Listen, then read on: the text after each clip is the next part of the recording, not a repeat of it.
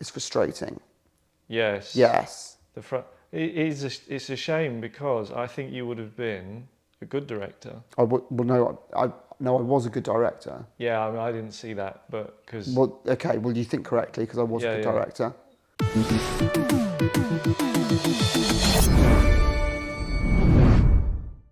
Hello, everybody. I'm here with Brian Alcott. Brian was my assistant director for 5 years, 5 of the glory years, as I like to call them. 4 feature films, very successful over that period in Southeast Asia. They messed around with my script, I think I've said before, and obviously that was, annoying. But hey, we've got past that now. So I'd like to welcome you, Brian. Thank you. To the channel. So, have you been? You know how I've been. Yeah, but I mean for like the viewers. I mean, because just trying to understand. So you want me to just come out because obviously like I've not been up to much. Do you know what I mean? Like we had the glory years, but like I've not really been up to much in the interim, and you sort of know that. Well, I mean, when we had Brian and I, before I invited him over, we had a little phone call. Yeah. And I said, and in that phone call, I said, "Oh, Brian, would you like to come over?" And I said, "I'm quite busy at the moment." You said you said, yeah. Well, this is it. You said you were quite busy, and so that's why I don't really know, that you. So you're not busy. Well, I was busy, about to make stuff start happening. Right, busy about to start, which is interesting because that's because I've had to. Yeah, well, it's 10 years, Brian. So I mean, it's a long time. But you were going to start doing things this week as opposed to 9 years ago. Yeah. Okay. Yeah. Well, it's, everything lands at the time that it needs to, I suppose. Yeah. It's just taken me a bit of time to decompress. Yes. Well, there was a lot of compression. There was a lot of compression. I mean, so I went away, just in case you're not fully up with the story.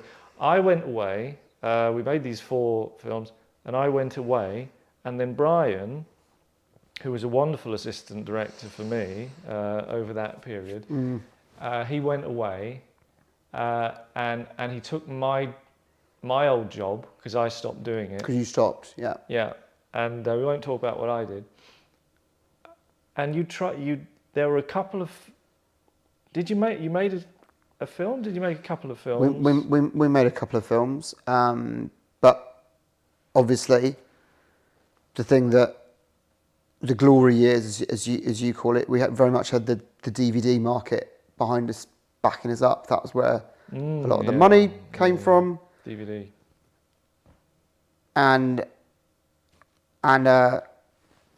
So 2014, 2015, no one's buying DVDs anymore. No. So we made them. I was proud of them. I was very much chomping at the proverbial bit to do the directing. Yeah. And when that came about, and I'm not saying I blame you for the collapse of the DVD market. I'm not saying that. That wouldn't be fair. That would be unfair. But I just it's frustrating. Yes. Yes. It's a shame because I think you would have been a good director. I was a good director. Yeah, I mean, I didn't see that, but because... Well, okay, well, you think correctly, because I was a good director. See? So I was right about that. Unfortunately, as Brian says, your fault, it might have been, not buying DVDs. Yeah, well, it was, maybe it was, oversaturated anyway. There'd been a lot of the same sort of stuff, and I think we were all ready for a bit of a breather, a bit of a break. And I think you just got to just got to roll with the punches, don't you? I think the sort of look, these aren't my words, but I had sort of heard in the run up to the sort of I heard expressions like dwindling quality being bandied around with the last few films. So I think when people were buying those on DVD, the last two that you made. That's not what I'm saying. Those aren't my words. They were wrong, though, weren't they? Because people who said that was because they were dubbing it in Vietnamese, and so if they was dwindling quality, you think that was entirely down to the voice acting? Dubbing? Yeah, the voice acting. Yeah. I didn't know what they were saying. Did you never? So you never sat in on any of the dubbing sessions? That was when you're. No, they just did it to me. They did it to me. You didn't feel that the sort of dialogue and the you didn't feel that was such a part of the project. You didn't feel that was something that you wanted to sit in on.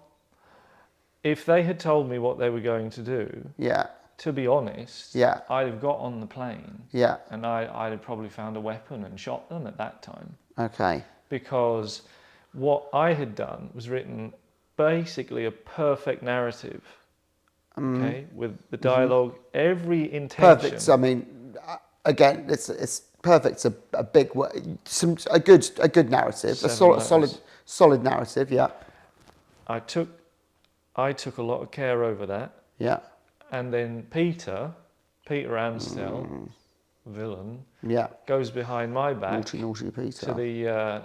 to the Southeast Asians, and he says, "Oh, maybe we could do a deal if you just sort of change what all the words mean." Yeah. So they didn't even keep my dialogue. Yeah. They said, "Oh, two women in a room, somebody's shirt gets ripped off, there's a slap. Yeah. We'll just make what are they going to be talking about? What are they going to be talking about?" Yeah, yeah. Whereas there was stuff about economics. Yeah. In my one, there was like social commentary. Whereas when it got dubbed over all into the East Asian market, it was just titties. That kind of great stuff. nipples. Like, that's a bit beneath me. Yeah, I can see how that would be.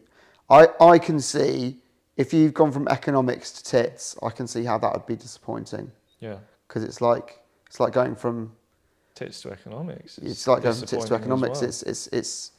It's the Economist to the Sun, isn't it? That's what it is. Yeah, exactly. That's the kind of highbrow, lowbrow interchange that we're chatting about. So I've had 10 years to recover from the disappointment. Luckily, I mean, the thing that softened that blow was like the checks were good. Yeah. Because they lapped it up over there. Yeah. Because seeing. But again, you didn't. So because this did happen multiple times, though, didn't it? You didn't think after the first one, this is an affront to my creative ability. Remember, there was a delay. I have to step in because you said you were about to get on a plane and shoot them, but you did know it was going to happen because it happened more than. And you were like, oh, maybe not this time. There was a delay. We were in the midst of making the fourth one before they did that to the first one. Right. Okay. And I was like, oh.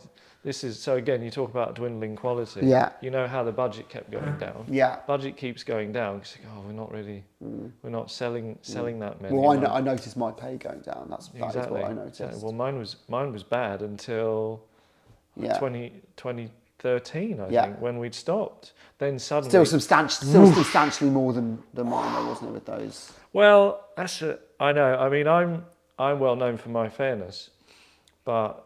I think that is. Who's saying that? Your fairness. Who's saying that? I think I'm well known for it. But who knows?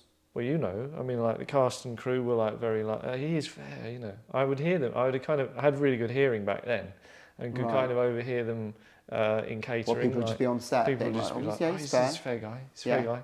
I was pretty friendly with everybody, and so I mean, the money comes in, but when you are, I mean, it's just part of life, really.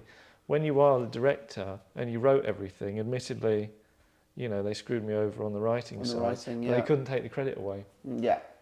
And that has to be original story by. You still got exactly. that, Exactly. Even though it kind of wasn't. So they would go, right, oh, God, we've got to give him loads of cash. Yeah. I was like, yeah, quite They were right. just stuffing your mouth with it by the end, weren't they? Just sort of silence you. Throwing it, I need like a baseball mitt, really. Just catching. Gotcha. Yeah. Bundles, gotcha. Yeah. Like an American. Yeah. Gotcha. So, so that's what happened. and then had some time away. You had a couple of films. DVD market dies on its arse. Bad luck. Bad luck. Who could have seen it coming? Well, the rise of streaming. The rise of Peter Amstel in the streaming world, who has forgotten his roots. And you've not been in touch with Peter? Oh, or is he I've been in touch with Peter. Okay, but he's not returning your calls? Oh, he didn't return my calls for a while. And then he did meet me, because I am a persevering kind. And then he decides over a meeting. Oh, I got a full 15 minutes of Peter's time. Okay. After all that money that I earned him. That you earned him, yeah. You know that house you've got, Peter. I think that's. Where did you at his office? You went into his office, and he was like, after 15 minutes, he was like, "Oh, that's it. Sorry, I've got a meeting with." It wasn't even it was a breakout room. Oh wow. And so, I took him through some of my ideas for new shows. It's like, hey, Peter, I know you're big cheese in streaming. Yeah. Do you want like a clutch of successes? I had 13. Another batch, I had 13 for him that we could. Another baseball mitt of successes. Exactly. Well, I was the pitcher this time. Yeah, of course. And he was there. He didn't catch anything. Well, he doesn't look like an athlete. No. And he certainly doesn't behave like one. He didn't look like an athlete back in 2015, 2016. Yeah, so even worse now. Yeah, I can imagine. Yeah, and his brain has been poisoned. When you say his brain has been poisoned, sort of. Well, you could have a laugh with him then. Oh yeah. Kind of. Yeah. Now, nah, it's no laughs. It's all serious. Because we sort of roast him a little bit, didn't we? When he was there on set, when he would visit and see how things were going, there would be a bit of there'd be some light teasing. Not now. Yeah. Corporate some Peter. He's like a corporate robot. Wow. I am Peter. No is the answer. No is the answer. That's what it's like. That's disappointing, isn't it? It's very annoying. Yeah. So anyway, as you know, I recovered quickly from disappointment. And so I'm bouncing back. And how am I bouncing back? Mm-hmm. Well, I want to tell you, Brian, about this new podcast idea that I have. Yeah. For this very channel that's becoming ever more popular. Yeah. We have nearly, I think we gained 5 subscribers this week, but I do have a target of 1 billion. Of more than 5? 1 billion. Right. 1 billion subscribers. So at that rate, how long have you crunched the numbers? You don't need a calculator to know that 5 a week isn't going to be quick enough within my lifetime. Yeah. So we need to do better. I've got Troy and Joanne on the case. Joanne, my agent, and Troy is my social media manager. They're very bullish. They're like, oh yeah, I think we can do it. I said, look, 1 billion by Christmas. They're the bull, and the internet's their china shop. They're sort of just rummaging around. Yeah, something like that. Yeah. Certainly, yeah. Yeah, I think, would they smash the internet up? Well, I hope so. In a good way. In a good way that really kind of takes... Breaking the internet, that's what they say, isn't it? Break the internet for me and the podcast that I want you to take part in, because I think you've got some insights into the way that the industry works, at the sharp end. Yeah. Not the kind of blunt end that successful people really kind of work in, which is like, oh, everything's easy. You've got days to do everything. You know how these losers take like 5 days to film one scene. Yeah. Whereas we would do 5 scenes in one day. Right? We'd flip it. We'd just be like,